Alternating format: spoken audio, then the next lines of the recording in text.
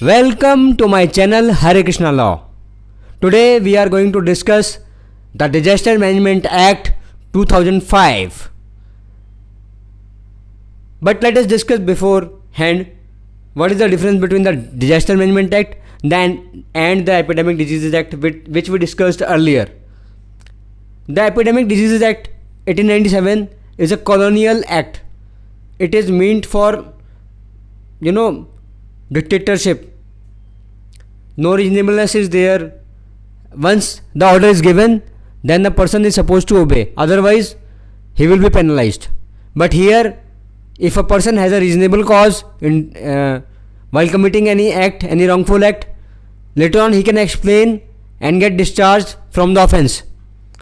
So this is the beauty of this act, that a person acting reasonably, even if penalized, will get discharged later on. What he need to prove? That he was acting in a reasonable manner, in a reasonable way, and he was having the reasonable cause of doing that wrongful act which was penalized under this act. So, my dear friends, let's begin with chapter 10 of this act, the Disaster Management Act 2005, section 51. Section 51 talks about punishment for obstruction and refusal. Now, my dear friend may ask, what is this obstruction and what is this refusal? One means why? Here, obstruction mean to say guidelines given by the government that you wear mask, you do this thing, you do that thing. All the guidelines given under the Epidemic Disease Act section 2 or on the Arogya Setu app, you can see, for the prevention of this epidemic disease.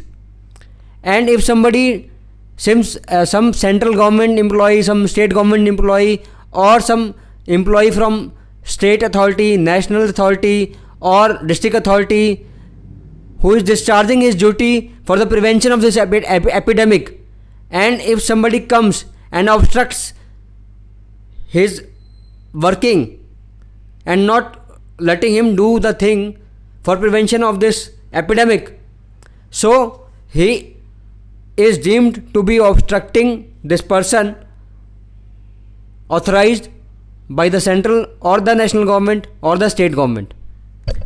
So any government official who is discharging his duty for the prevention of this epidemic disease, and meanwhile he got obstructed by any person, mean to say, if a person is saying that you kindly show me your medical report, or you let me examine you medically. Suppose a doctor comes and says to a mosque Maulana ji, कि Maulana ji, I need to check you for COVID-19, as there are complaints nearby your area. But Maulana says, you just go from here and you will not check anybody. So this is obstruction. He is neither letting himself checked, he is neither allowing any other person checked. So what he is doing? He is obstructing the way of doctor, duly authorized by the government, by the state government, central government, or by the central authority, national authority, district authority. Now let's come to the refusal part. Suppose if somebody is asked by the government official, can you do this for preventing this disease, mean to say you are supposed to wear a mask. But if a person walking between the crowd doesn't wear a mask, doesn't obey the social distancing rule, do all the things to spread the infection, and says कि खुदा चाहेगा तो सब कुछ ठीक रहेगा. So my dear friend, believe in God, but right now You are supposed to also obey the guidelines of the government. Otherwise, it will be deemed to be as refusal. And if you found refusing guidelines of the government regarding prevention of this Epidemic Diseases Act from further spreading, the person offending will be penalized under section 51 of Epidemic Diseases Act, and he will be imprisoned for 2 years if found guilty, or will be charged fine. Section 52 talks about punishment for false claim. Now, who is supposed to make the false claim? A person who knows that he is making a false claim, or a person who has reason to believe that what he is stating, even after having a sufficient ration in his home, or even having all the sufficient means for maintaining himself, he still says कि you give me ration, you give me everything. So this person is somewhere making false claims. You will find also certain situations where a flood comes and people say कि our house got wrecked due to flood, but the condition is their house was wrecked from very earlier stage, but now they are claiming their house got wrecked due to the flood, and now they claim monetary compensation although there was no house there. So if a person found making false claims under this act, he will be prosecuted, and if found guilty will be imprisoned for 2 years and also with fine or with fine. Section 3 talks about punishment for misappropriation. Misappropriation by whom? Misappropriation by any person who is authorized by state government, national government, state national authority, central authority, any authority which works for government. District authority, mean to say any person authorized on the behalf of government, state government, central government, or any government body working during the epidemic for getting the property imparted. We see so many persons infected from the disease, not only socially but also economically. Peoples are affected from this pandemic. So this socio-economic affected persons need some economical relief from the government.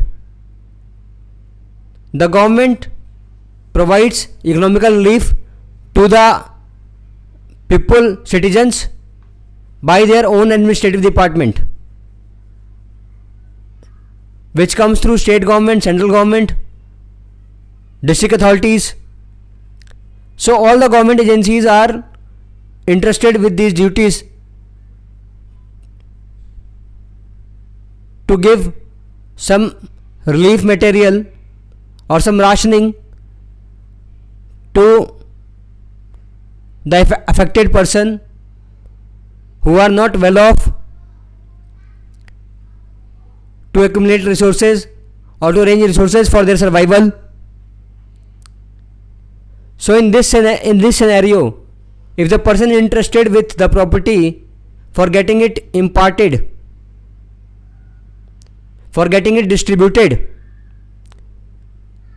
misappropriates such property or appropriates for his own use, he will be punishable under section 53 for punishment for misappropriation. By misappropriation we mean wrongful gain to the person who was interested with the duty of distributing the rationing, the property to the affected person, and wrongful loss to those affected persons. Misappropriation is defined in the IPC. If you want to understand the misappropriation properly, you go and check it inside IPC. There it's properly defined. Indian Penal Code. The provision for punishment is 2 years and fine also will be imposed on the person if found guilty after the trial. One thing that is quite noticeable, if anybody who want to sue the government official, any government official who is working in central government or state government or central authority, national authority, state authority or district authority, so he has to take the prior sanction of the person or the central government or the state government or the person authorized for this purpose. So one cannot directly sue the person engaged for all these things. If you want to, if anybody want to sue a government official who is working during this disaster management or pandemic situation, he has to take the prior sanction. Now here one thing is noticeable, even though in any other penal offences, if you want to sue a government official, you have to take the prior sanction of central government, state government or the person authorized in this regard.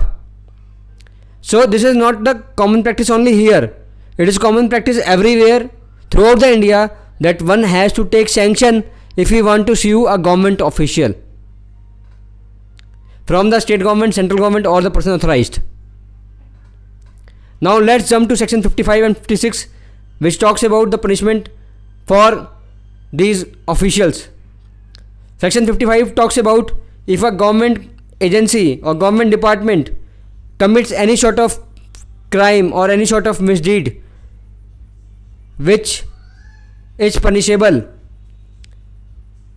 So in that scenario, first of all, head of department will be asked कि this wrong thing during the pandemic is done by your department, and as an HOD you are liable, you will be punished for this thing.